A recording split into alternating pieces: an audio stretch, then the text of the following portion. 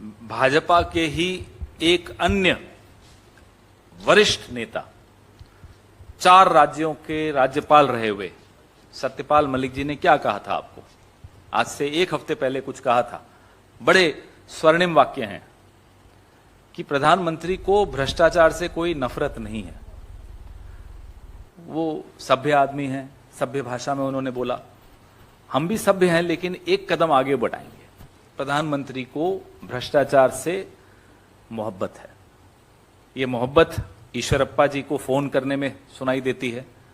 जिस व्यक्ति को 40% कमीशन लेने के जुर्म में दबाव के चलते हटाया जाए, उसके आगे आप जी हुजूरी कर रहे हैं, उनको गुहार लगा रहे हैं, साहब मदद कर देना, जितवा देना। देश का प्रधानमंत्री, कुछ महीनों पहले संदर्भ चुनाव का ही है, राज्य हिमाचल प्रदेश था, वहां भ्रष्टाचार का तो मामला नहीं था, लेकिन ऐसे ही एक व्यक्ति को उन्होंने फोन किया। वो उनको टिकट नहीं मिली थी तो वो निष्पक्ष इंडिपेंडेंट खड़े हो गए थे। उन्होंने प्रधानमंत्री की बात को माना भी नहीं।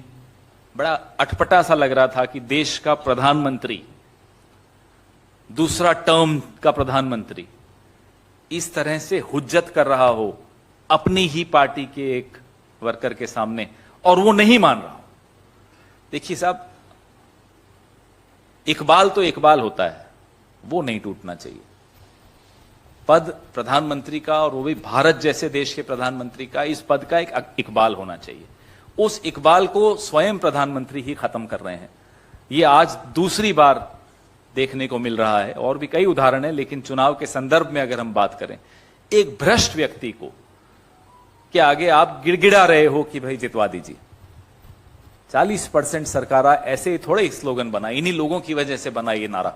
40% सरकारा का जो तमगा मिला था भारतीय जनता पार्टी की सरकार को कर्नाटका में, वो इसी तरह के लोगों की वजह से नहीं, इन्हीं की वजह से मिला था। और आज प्रधानमंत्री उनके सामने गिड़गिड़ा रहे हैं। सोचिए क्या स्थिति है, और सोचिए भ्रष्टाचार से कितनी मोहब्बत है साहब को।